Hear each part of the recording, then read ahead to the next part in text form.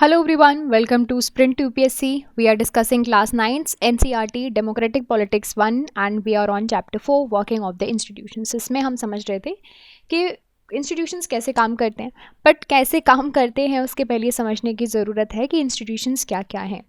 तो इस सेशन में हम पार्लियामेंट के बारे में समझेंगे कि हमें पार्लियामेंट की ज़रूरत क्यों है और what are the two houses, Lok Sabha and Rajya Sabha. ठीक है, इनके बारे में आज हम इस सेशन में समझेंगे और अन्य अपकमिंग सेशंस हम बाकी की चीज़ें समझते जाएंगे. तो देखिए, in the example of office memorandum हमने उसमें देखा था कि पार्लियामेंट का क्या रोल है. तो पार्लियामेंट का क्या रोल था?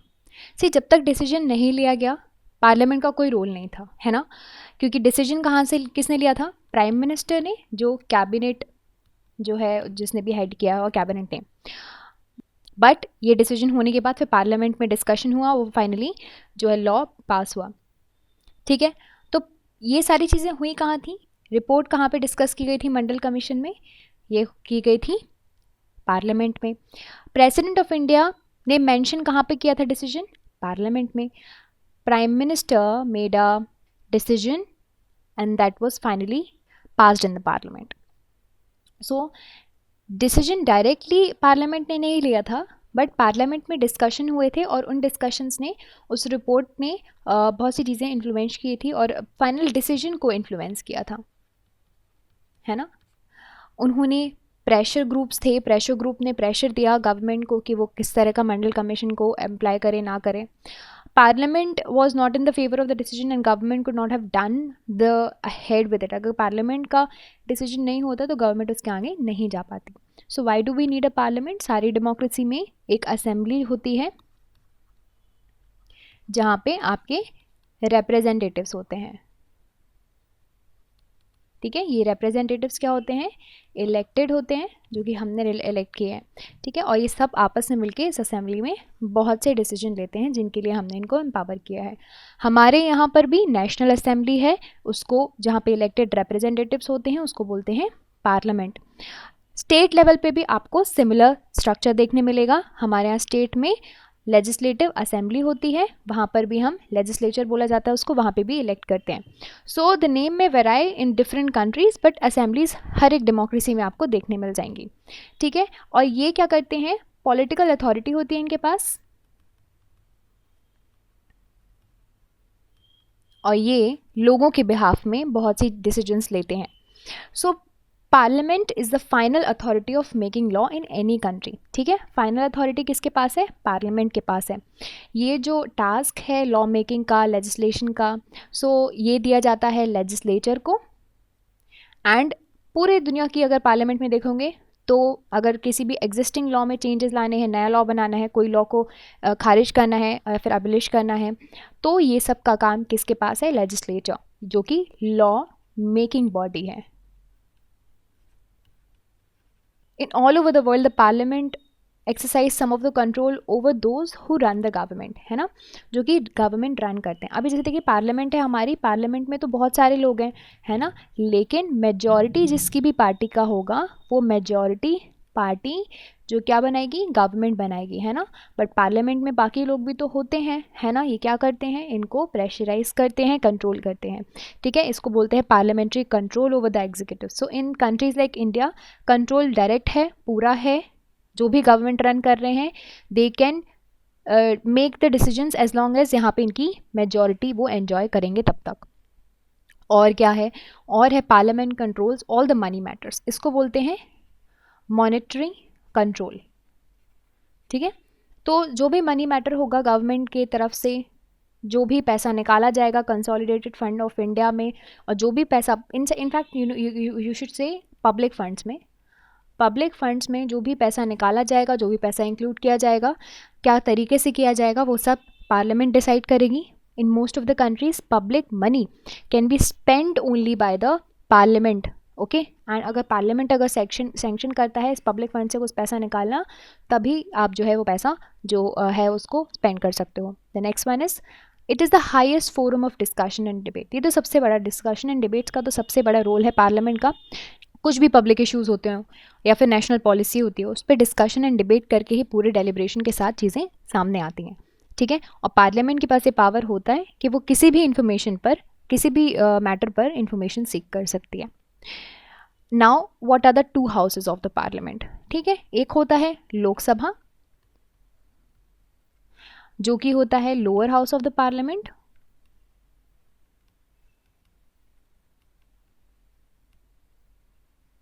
और दूसरा होता है Rajya Sabha, which is the upper house of the parliament.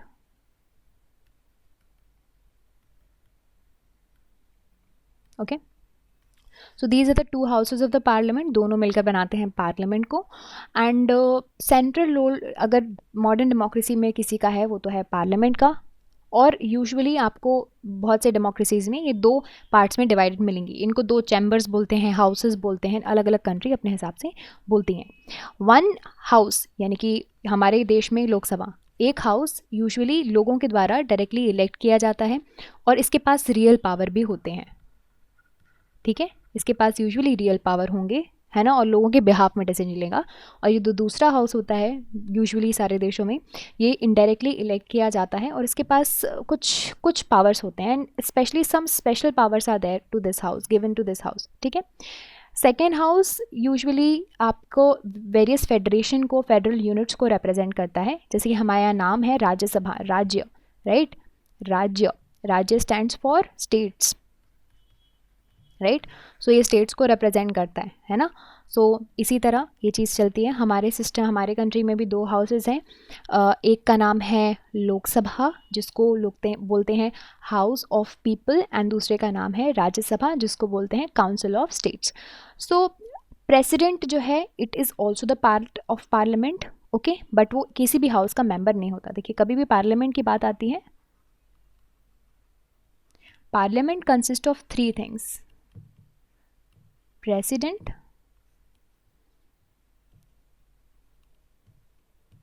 Rajya Sabha and Lok Sabha, okay.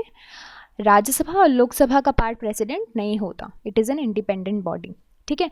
कोई भी लॉ अगर आप बनाने जाओगे, कोई भी बिल को अगर लॉ बनना है तो उसको तीनों से पास होना ज़रूरी होता है ना। इन जनरल अगर किसी भी हाउस से, सपोज लोकसभा से वो बिल निकला तो वो राज्यसभा में पास होगा, यानी कि पहले लोकसभा में पास होगा, फिर राज्यसभा में पास होगा, फिर प्रेसिडेंट के पास जाएगा। प्रेसिडेंट अगर एक्सेंट दे देगा तो वो बिल जो यहाँ से निकला था वो फाइनली बन जाएगा यहाँ पे लॉ, ठीक है। इस तरह से पूरा चलता है। तो प्रेसिडेंट इट इज़ नॉट, ही और she is not a part of either house of the parliament, and that is why जो भी डिसीजन लिया जाता है प्रेसिडेंट का अगर एसेंट दिया गया जाएगा तब जाके वो बिल लॉ बनेगा, है ना। सो हमारे कॉन्स्टिट्यूशन में राज्यसभा के पास कुछ स्पेशल पावर होते हैं, ठीक है। अब राज्यसभा बनाया गया है स्टेट्स के लिए, तो उसके पावर्स भी स्टेट्स से रिलेटेड ही होंगे, ठीक है। But in most of the matters Lok Sabha के पास सुप्रीम पावर होता है, क्योंकि लोकसभा एक ऐसी बॉडी होती है जो कि लोगों द्वारा, पीपल द्वारा डायरेक्टली इलेक्टेड लोग यहाँ पे रिप्रेजेंट करते हैं, ठीक है। और डेमोक्रेसी में अगर ज़्यादा पावर किसी अथॉरिटी के पास होने चाहिए तो वो उसी अथॉरिटी के पास होने चाहिए जहाँ के लोगों को लोगों ने, नॉर्मल जनता ने डायरेक्टली इलेक्ट किया हो। So any ordinary law needs to be passed by both the houses of the parliament. जैसा कि मैंने आपको बताया, दोनों हाउसेज से आपको पास होना चाहिए। अगर कोई डिफरेंस होता है दोनों में तो एक जॉइंट सिटिंग के लिए बुलाया जा सकता है, एक जॉइंट सेशन कंडक्ट करवाया जा सकता है। यहाँ पे डिस्प्यूट है, बट यूजुअली लोकसभा में ज़्यादा लोग होते हैं तो ये Lok Sabha, it is the chances के Lok Sabha is usually, the decision of the Lok Sabha usually prevails. Lok Sabha के पास ज़्यादा पावर होती है in the terms of money matters also, ठीक है। मनी के मैटर में भी लोकसभा के पास पावर ज़्यादा होगी। बजट जो होगा वो लोकसभा पास करती है। मनी रिलेटेड लॉ जो होगा राज्यसभा रिजेक्ट नहीं कर सकती, मनी बिल सिर्फ लोकसभा से ही जनरेट हो सकता है। और अगर कोई मनी बिल है और लोकसभा ने राज्यसभा को जो है दिया है फॉर द कंसिडरेशन, तो राज्यसभा उसको रिजेक्ट नहीं कर सकती, उसको विदिन 14 डेज़ इसको पास करके भेजना पड़ेगा। और अगर कोई चेंजेस हैं उसके हिसाब से वो भेज सकते हैं। अगर यहाँ पर 14 दिन में नहीं भेजा तो वो जो लॉ है वो अपने आप पास माना जाएगा, और ज़रूरी नहीं है कि इन्होंने जो चेंजेस रेकमेंड किए हैं वो लोकसभा माने। Most importantly Lok Sabha controls the council of ministers, ठीक है। अब जैसे मैं आपको बता रही हूँ, ये आपका हाउस है, ठीक है, this is your lower house of the parliament which is the Lok Sabha. यहाँ पे बहुत सारे रिप्रेजेंटेटिव्स हैं आपके, ठीक है, बहुत सारे होते हैं। तो बट इनमें से कुछ इनके हेड्स होते हैं, जैसे कि मिनिस्टर्स आपने देखा है ना, जो कि मिनिस्ट्रीज़ को हेड करते हैं, ministry of defence, ministry of economic affairs, ministry of personal, ये सारे मिनिस्टर्स। सो ये सारे मिनिस्टर्स मिल के आपस में काउंसिल बनाते हैं, जिनको बोला जाता है काउंसिल ऑफ मिनिस्टर्स, ठीक है। Now these are the one who heads the ministry, और इनका भी एक हेड होगा जिसको बोलते हैं प्राइम मिनिस्टर। प्राइम मिनिस्टर हमेशा से वही होता है जिसके पास मेजॉरिटी पार्टी का सपोर्ट होता है, ठीक है। अगर मेजॉरिटी यहाँ की बोल दे कि हम इनके फेवर में नहीं है, नो कॉन्फिडेंस मोशन बोला जाता है जिसको, तो यहाँ पे आपके सारे मिनिस्टर्स को रिज़ाइन करना पड़ेगा, इंक्लूडिंग प्राइम मिनिस्टर को भी रिज़ाइन करना पड़ेगा, ठीक है। राज्यसभा के पास ये पावर नहीं है, राज्यसभा के पास थोड़ा डिफरेंट सिस्टम होता है। राज्यसभा के साथ ये सिस्टम होता है कि राज्यसभा हर 6 साल में उसके 2/3 मेंबर जो होते हैं वो रिटायर होते हैं। It is a permanent body, so dissolution इस टर्म में नहीं हो सकता। So that is how these two are the parliament are the part of the parliament which is the lower house and the upper house of the parliament. I hope you understood these points. In the upcoming session will try to understand about the political executive. हम अच्छे से और directly पढ़ेंगे ये सारे executives को। So I hope you like this video. If you like this video, you can subscribe to the YouTube channel for more updates. You can also download the Sprint UPSC app to practice book chapter and topic wise. Remember candidates, just reading books or watching videos are not going to help you out unless you practice thoroughly. So identify your mistakes and work to improve your performance, and Sprint UPSC is the perfect app to do all of this. अगर आपको video पसंद आया हो तो हमारे YouTube channel को subscribe कीजिए और वीडियोज़ एंड अपडेट्स के लिए साथ ही साथ डाउनलोड कीजिए Sprint UPSC ऐप। यहाँ पर आप अपनी books chapter and topic wise practice कर सकते हैं।